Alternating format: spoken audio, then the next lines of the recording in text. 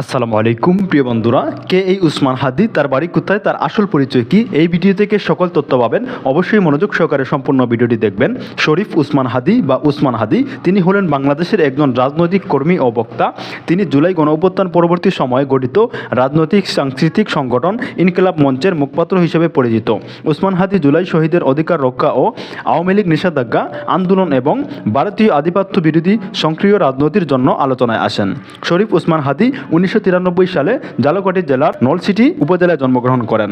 12 December 2025 জুমার নামাজের পর ঢাকা বক্স কালভার্ট এলাকায় গুলিবিদ্ধ হন উসমান হাদি। 18 ডিসেম্বর 2025 সিঙ্গাপুর জেনারেল হাসপাতালে চিকিৎসাধীন অবস্থায় মৃত্যুবরণ করেন উসমান হাদি। উসমান হাদির পিতা হলেন একজন মাদ্রাসার শিক্ষক ও স্থানীয় মসজিদের ইমাম।